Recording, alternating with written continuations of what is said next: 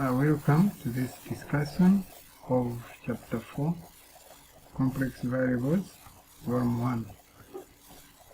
Today we are going to discuss about polar representation of complex numbers.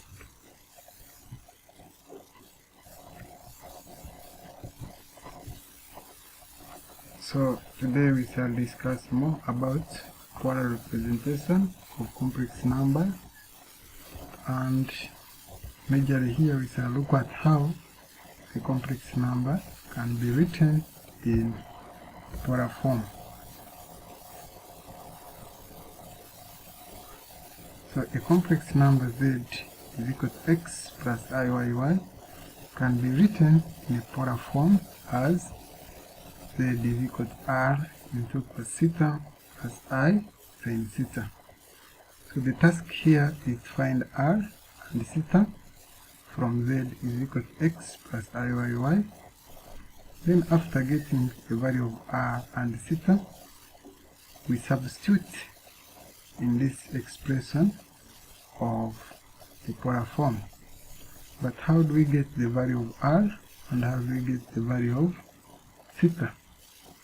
So the value of r is got by finding the absolute value of z, which is equal to the square root of x squared plus y squared. So we have to know how to identify the value of x and the value of y. The value of x is the real part of the complex number, and the value of y is the imaginary part of the same complex number. So after identifying the real part and the imaginary part, we square them, add them, and take the square root.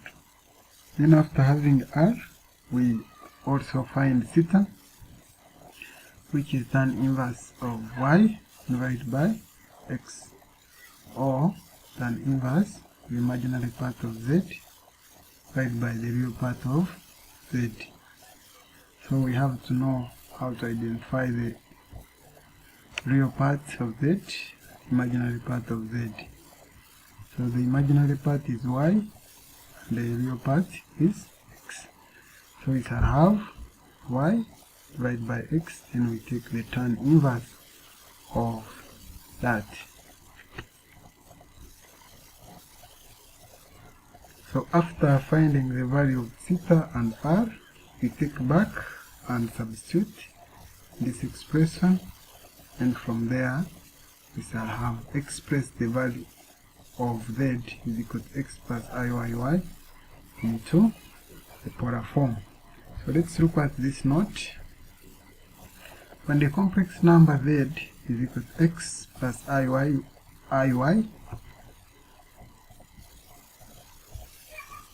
it is plotted on the complex plane xy plane we have. So when you plot z is equal to x plus iyy, you shall find that we plot the real part on the real axis, the imaginary part on the imaginary axis. So the real part will be x. We plot x along the real axis and y along the imaginary axis. So we shall have two plotted points, that is xy, which will give us this line or this distance from the origin up to the plotted point, of which we can find by using Pythagoras theorem. So using Pythagoras theorem, r will be the square root of x squared plus y squared. Now after having got the value of r, we can go ahead and find the value of theta. The value of theta can be got by expressing x in terms of r and y in terms of r. And if once we express the x in terms of r, we shall have x equal to r cos theta. Then y will be y is equal to r sin theta. This can be done by resolving r along x-axis, that will give us x, and r along y-axis, that will give us y. So after having these two equations, x equal to r cos theta and y is equal to r sin theta, so we can divide the second equation by the first equation, where we shall have y divided by x is equal to r sin theta divided by r cos theta, which is equal to tan theta. So if you have to find the value of theta, we shall take the tan inverse of y over x. So theta will be tan inverse of y divided by x. Now since we have got r theta from here, and also r by using Pythagoras theorem, we take back and substitute in this expression of the polar form, and after substituting, we shall have expressed z is equal to x plus iyy into polar form. So there are two ways of how we can express complex number into a polar form. One way is by finding the r directly from the complex number and theta directly from a complex number. Then the other way is by finding r and theta after plotting a complex number on a complex plane. Then we find the value of r and theta and then substitute the expression for the polar form. So from there we shall have represented the complex number in a polar form. So always when you write a complex number in a polar form, it must have, or it must be expressed in form of z is equal to r into cos theta plus I sin theta. Let's look at some examples. Express the following complex numbers in a polar form. We have two questions. Roman 1, z is equal to 3 plus 4i. Roman 2, z is equal to 7 minus 2i. Let's look at the solution of those two numbers above.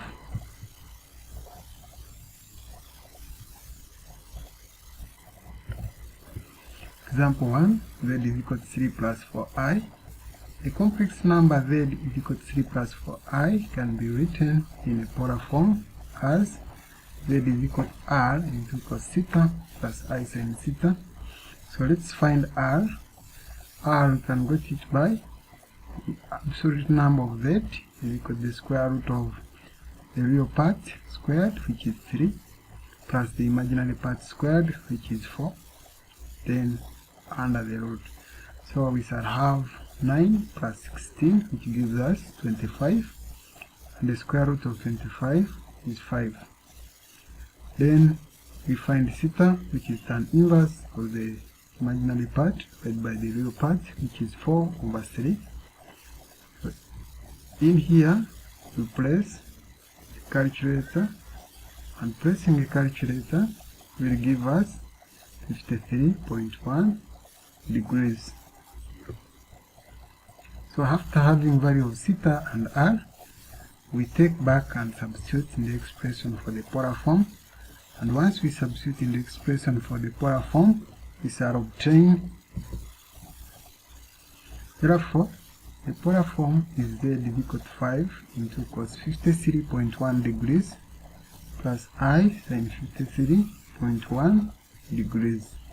So from here we shall have expressed z is equal to 3 plus 4i into the polar form.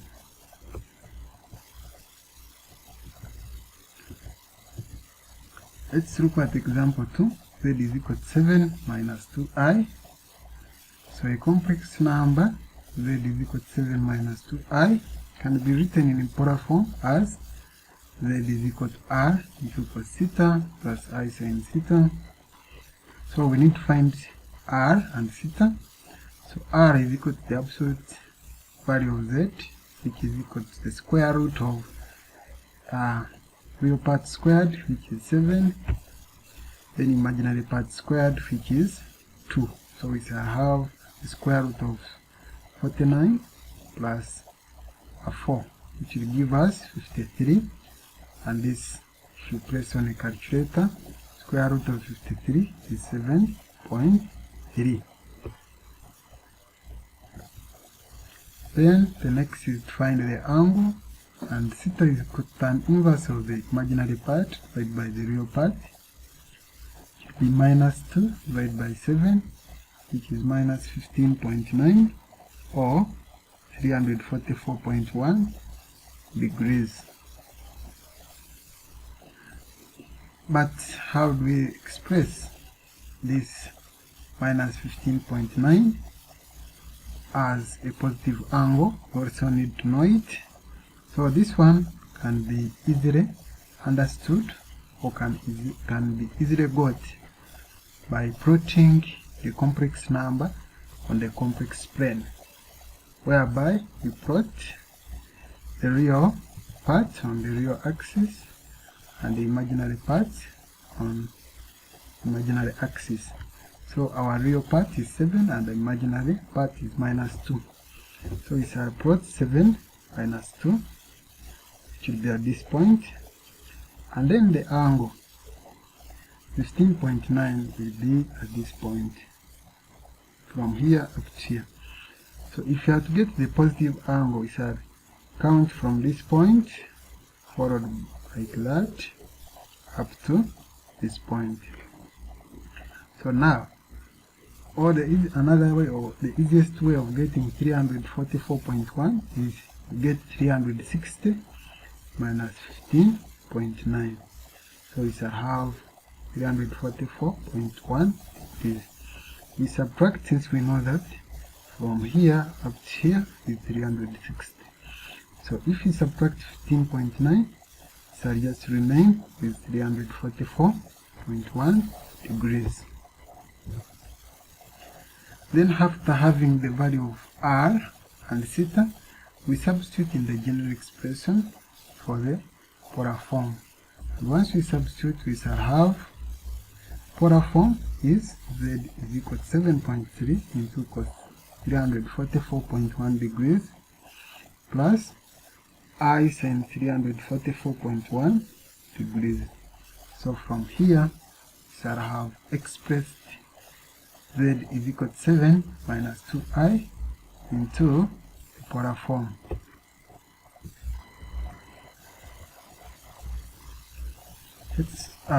There are some numbers here, which is your exercise, which you can practice while at home.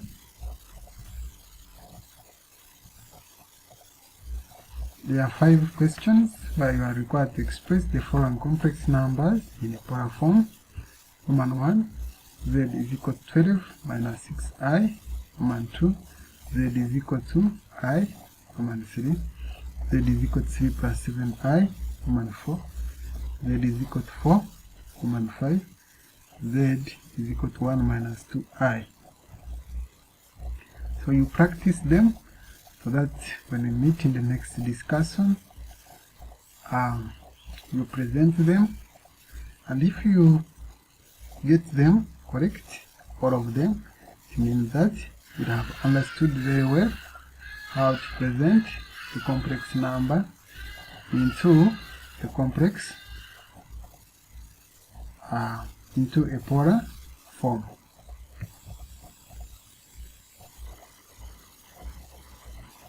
Examples. Let's look at some more examples.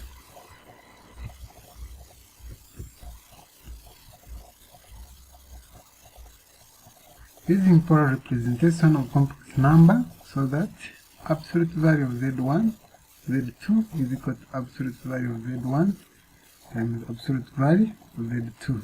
Then number 2, absolute value of Z1 divided by Z2 is equal to absolute value of Z1 divided by absolute value of Z2. Provided absolute value of Z1 is different from 0. So remember we had looked at these two properties on how to prove them using complex conjugate method. Now we are going to look at the polar representation or polar form.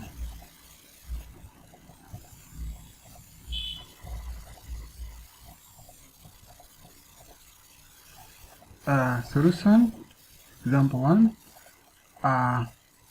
For this case, we are required so that absolute value of Z1, Z2 is equal to absolute value of Z1 times absolute value of Z2. Let's look at the steps that we can follow to prove this expression.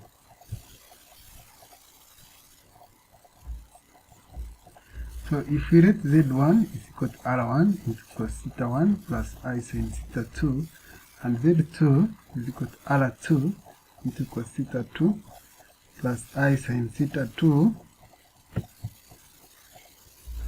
So where absolute value of Z1 is equal to the square root, we get the absolute value of Z1 by taking the square root of this. We square the real part and the imaginary part, then we add.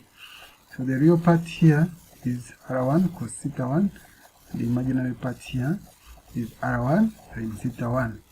So we shall have, since R1 is common on both is the imaginary part and real part, we can pull it out. So we shall have R1 squared into cos squared theta 1 plus sin squared theta 1. So we shall find that from trigonometry, cos squared theta 1 plus sin squared theta 1 from the identities of trigonometry is equivalent to 1. So we shall have 1 times R1 squared, which would be under square root. So this will give us R1.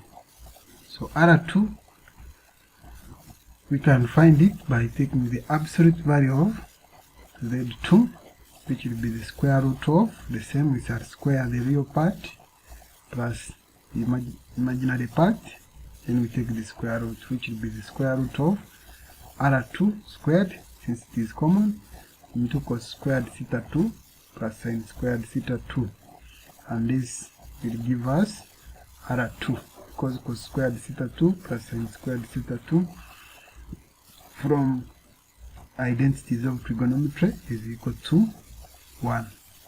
So we shall have R2 squared, which is equal to R2.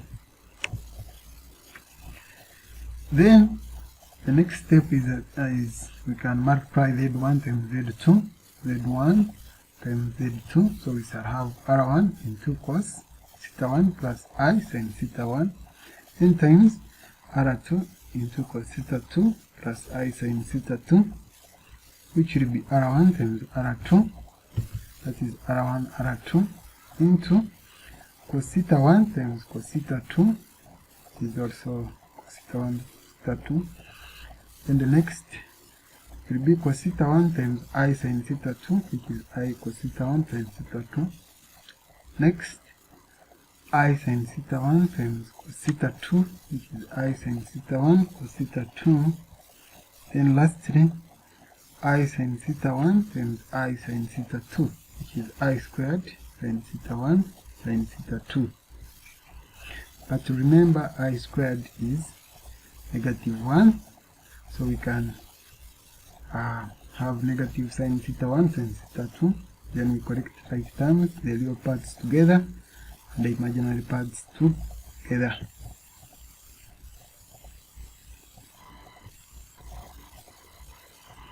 So we shall find that we have R1, R2 after correcting right terms. We have cos theta 1, cos theta 2, minus sin theta 1, sin theta 2, plus I, cos theta 1, sin theta 2, plus sin theta 1, cos theta 2. So if we recall from the compound angles in trigonometry, we shall find that cos theta 1 cos theta 2 minus sin theta 1 sin theta 2 is equal to cos theta 1 plus theta 2. Also I into cos theta 1 sin theta 2 plus sin theta 1 cos theta 2 is equal to I sin theta 1 plus theta 2. So having this, we can substitute in these two expressions here and here. And after substituting, we shall have R1, R2 into cos theta 1 plus theta 2 plus I sin theta 1 plus theta 2. So remember, our task is to find the absolute value of Z1, Z2. So if we take the absolute value of Z1, Z2, we shall square the real part and the imaginary part. So we shall, if we square the real part here and the imaginary part, we shall have R1 squared, R2 squared into cos squared theta 1 plus theta 2 plus sin squared theta 1 theta 2, which is whereby cos squared theta 1 plus theta 2 plus sin squared theta 1 plus theta 2 is 1. So we shall remain with R1 squared, R2 squared. And once we take the square root of R1 squared, R2 squared, we shall have R1, R2. And remember, we said that R1, R2 is the same as absolute value of Z1, and R2 is the same as absolute value of Z2. So from this, we shall have proved that absolute value of Z1, Z2 is equal to absolute value of Z1 times absolute value of Z2.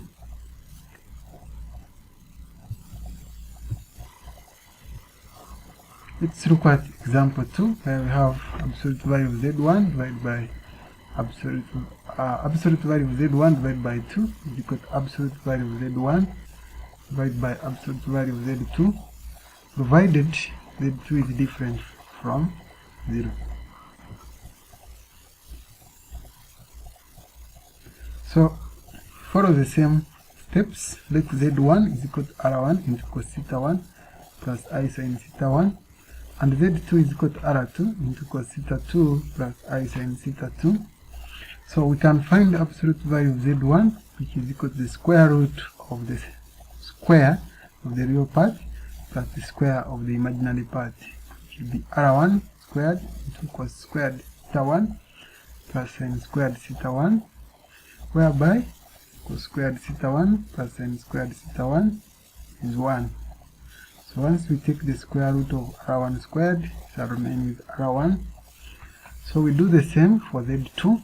Absolute value of Z2 because the square root of the real part squared plus the imaginary part squared, which will be R2 squared into cos squared theta 2 plus sin squared theta 2, which will be equal to R2. The next step, we have Z1 divided by Z2, which is R1 into cos theta 1 plus I sin theta 1 divided by R2 into cos theta 2 plus I sin theta 2. So for this case, we rationalize the denominator, and rationalizing the denominator, we take the complex conjugate of cos theta 2 plus I sin theta 2, then we multiply it on the denominator and the numerator. So we can do it.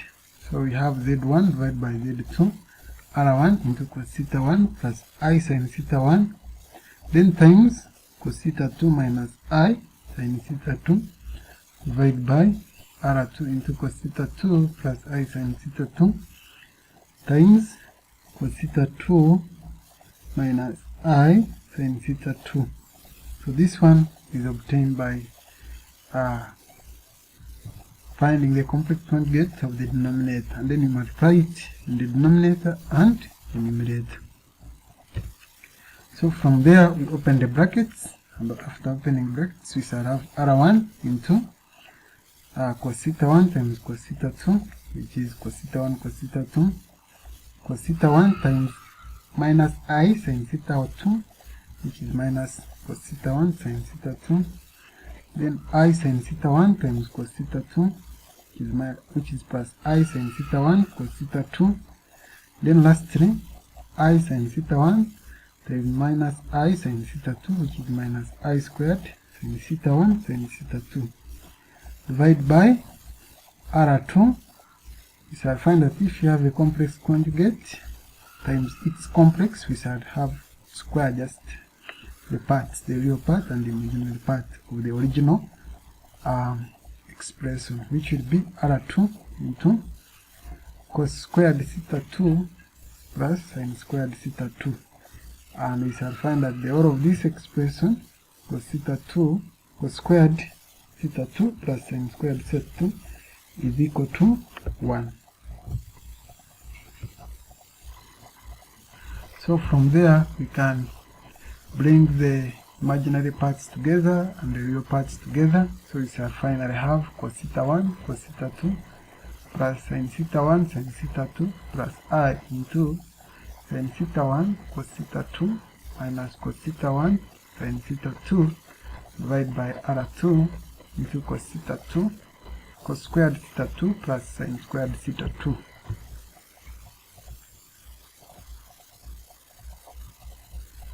Also using compound angle trigonometry, we shall find that cos theta 1 cos theta 2 plus sin theta 1 sin theta 2 is equal to cos theta 1 minus theta 2, and I into sin theta 1 sin cos theta 2 minus cos theta 1 sin theta 2 is equal to I sin theta 1 minus theta 2. So if you substitute these identities or these two expressions in here, we shall have z1 over z2 is equal to r1 divided by r2 into cos theta 1 minus theta 2 plus I sin theta 1 minus theta 2 divided by 1. So you can go ahead and find the absolute value of z1 divided by z2, which will be the square of the real part plus the square of the imaginary part. Then we take the square root. So we shall have the square root of r1 squared divided by r2 squared into cos squared theta 1 minus theta 2 plus sin squared theta 1 minus theta 2, which will be r1 divided by r2 because cos theta squared theta 1 minus theta 2 plus sin squared theta 1 into cos theta 1 minus theta 2 is equal to 1. So after taking the square root of r1 squared divided by r2 squared is equal to r1 divided by r2. So from there we shall find that r1 divided by r2 is equivalent to absolute value of z1 divided by z2. But remember, r1 is the same as absolute value of z1 and r2 the same as absolute value of z2.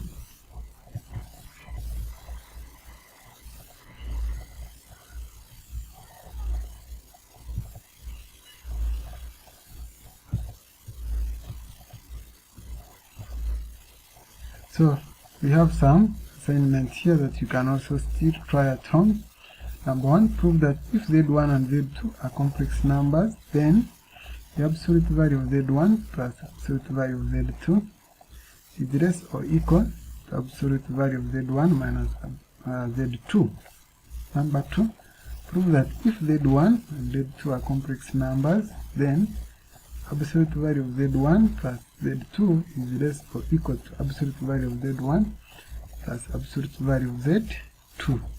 Then number 3, show that absolute value of z1 plus z2 squared plus absolute value of z1 plus z2 conjugate squared is equal to 2 into absolute value of z1 squared plus absolute value of z2 squared, then plus 4 real of z2 real of z1 complex conjugate.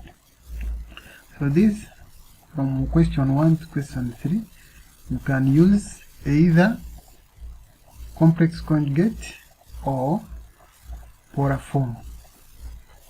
because we have looked at both complex conjugate method and polar representation method. So you can choose one of the two methods and solve from 1 to 3. Then number 4, find the solution set of the equation 5 minus 3 over z is equal to z complex conjugate.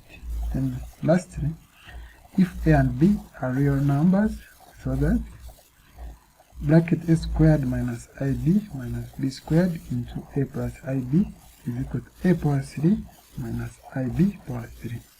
So you try these 5 numbers so that when you meet again, you present about them.